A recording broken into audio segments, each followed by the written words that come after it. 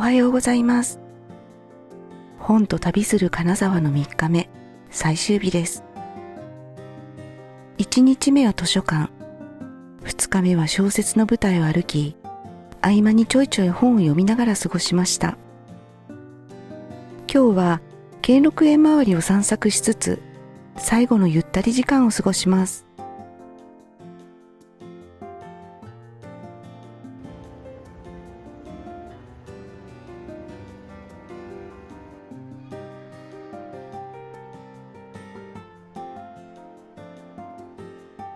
朝早い時間なので朝食はスキップしました。兼六園で何か食べられると嬉しいのですが、どうなるでしょうか。21世紀美術館の前でバスを降り、金沢にもあるという赤レンガの建物を見に行きます。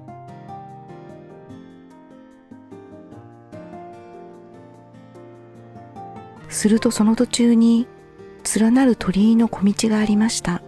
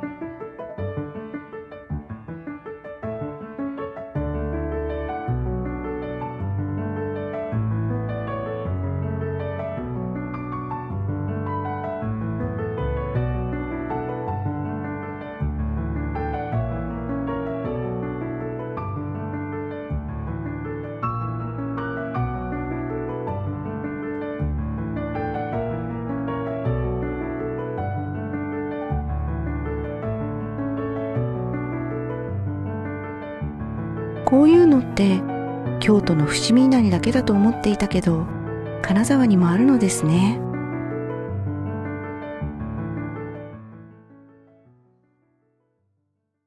赤レンガ方面は坂を上がっていきます。坂道で行くか、階段で行くか。階段にしました。売られた喧嘩は買いませんが、売られた階段は買いましょう。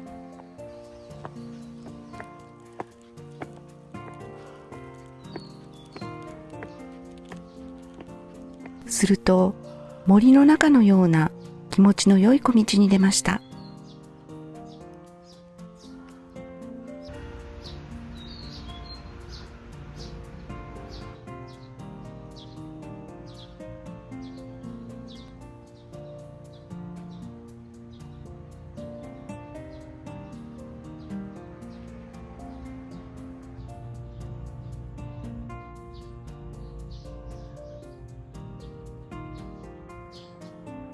しかし、ここで突然不安になりました。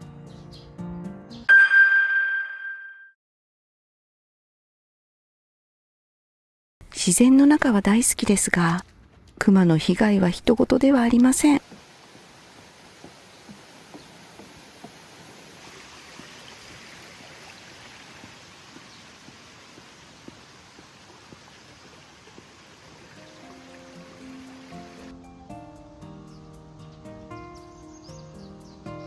立派な赤レンガの建物が3つ並んでいます。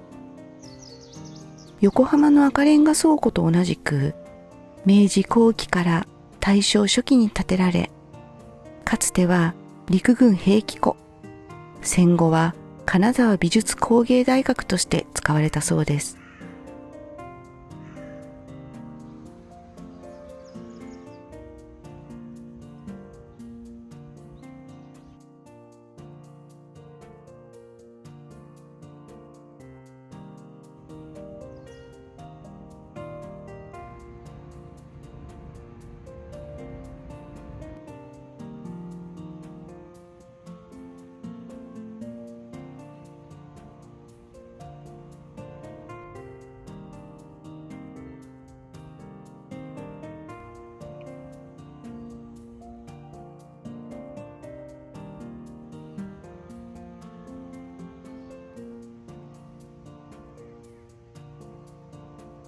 朝の赤レンガを堪能し、そろそろ兼六園に行きましょう。赤レンガの目の前から入れそうな雰囲気です。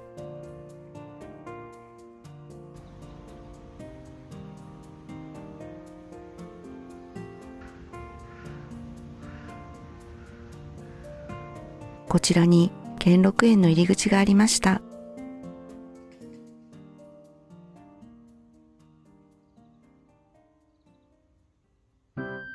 兼六園では新緑と花、そして池のほとり散歩を楽しもうと思っていたのですが、ダメでした。お腹が空きすぎて集中できない。お庭に入ったのが8時。一番早く開くお団子を売る茶店が8時半開店。その情報を頼りに歩き回ったのですが、一向にお店が見つからない。Google マップで何度調べても表示された通りに進めない。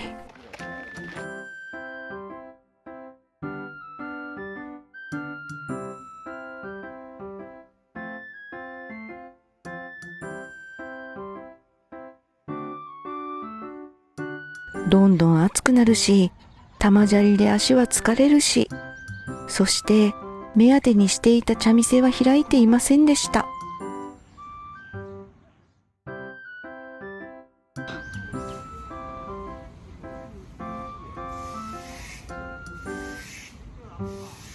ちょいちょいベンチで休みつつ、目に入ったところに近づくと、そこにはあんころ餅を売るお店があったのでした。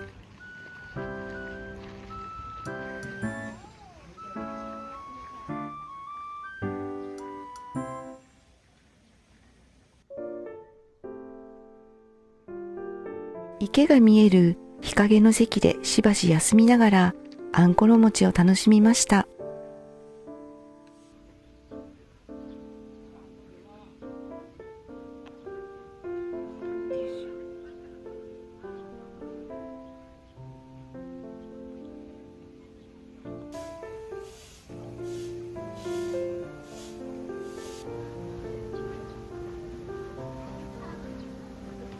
元気が出たので、もう少し歩こうと席を立ちましたが、風情のある兼六園での時間を、お腹が空いた、団子屋はどこだで過ごしてしまったこと、深く反省しております。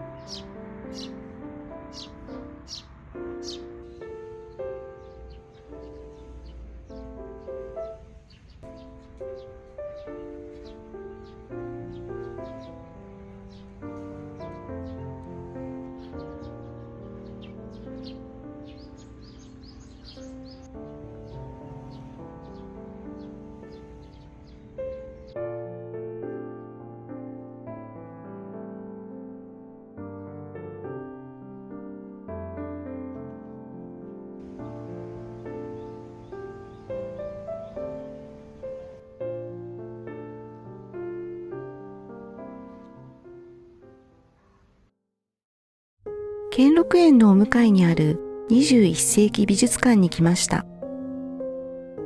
ここに来るのは2回目で、今回のお目当ては併設のカフェです。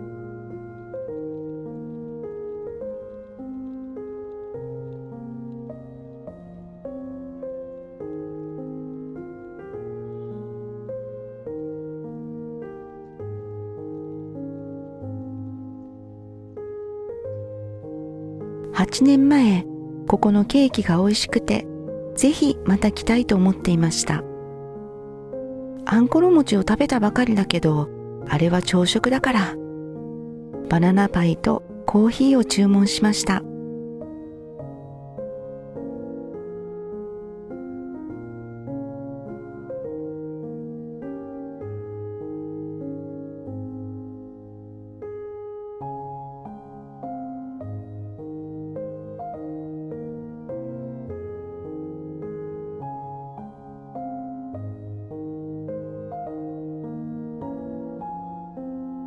ゆっくりお庭を見ながら読書もできる。明るい店内はとても居心地がいいです。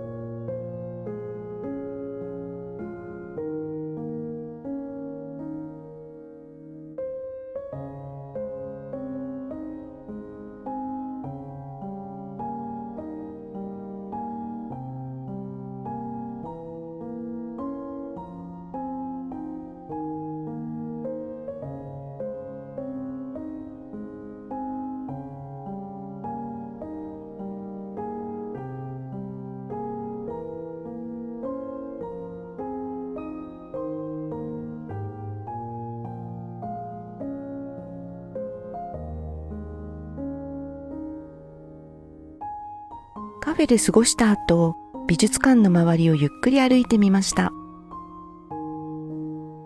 ユニークなオブジェがたくさんあって楽しいのです。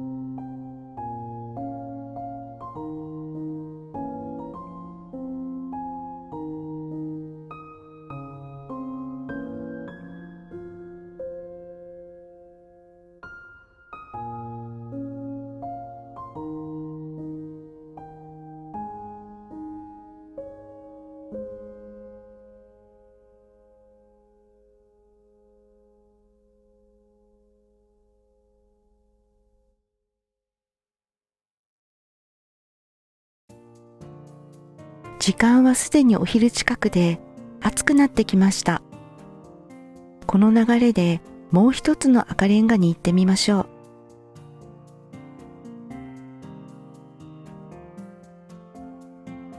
バスの中からちらっと見えたこちらの赤レンガの建物は、能登半島地震の影響による安全調査のため、現在は閉館中です。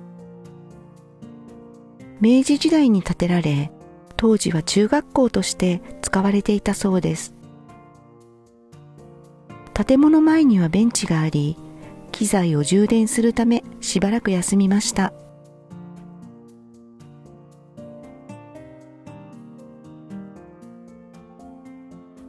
隣には楓の並木道があり、紅葉したらどんなに綺麗だろうと思いました。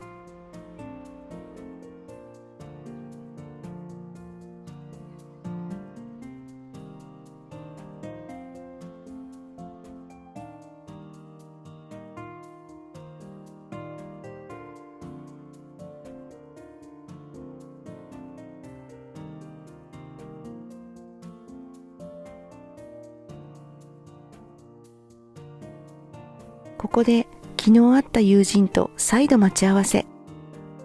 小山神社が見えるレストランでゆっくりランチをしました。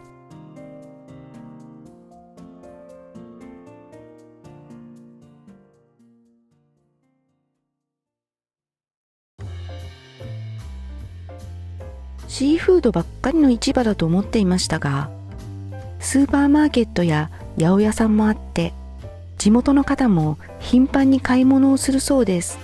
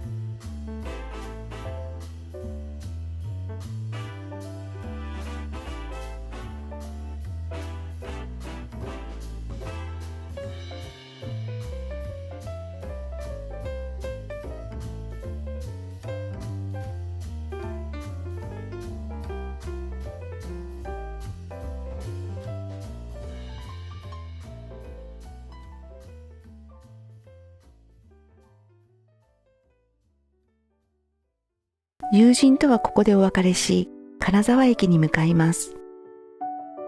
バスに乗り慣れた頃に帰るのは寂しいですね。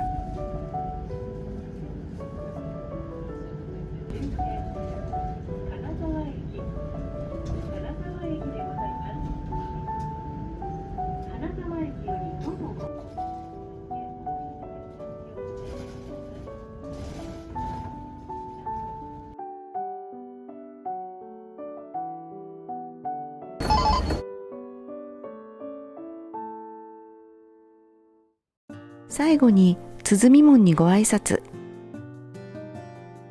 何度見ても素敵な駅ですね。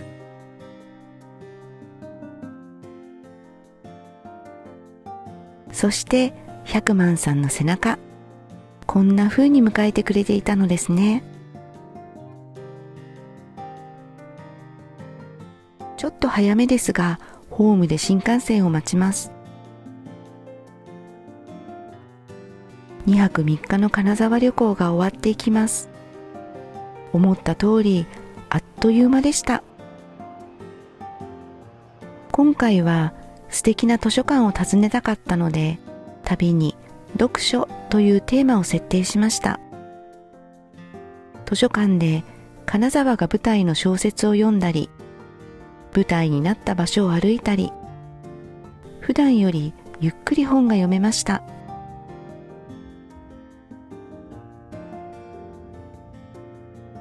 友人にも会ってゆっくり話ができたし、知らなかった金沢も発見したし、とっても楽しかったです。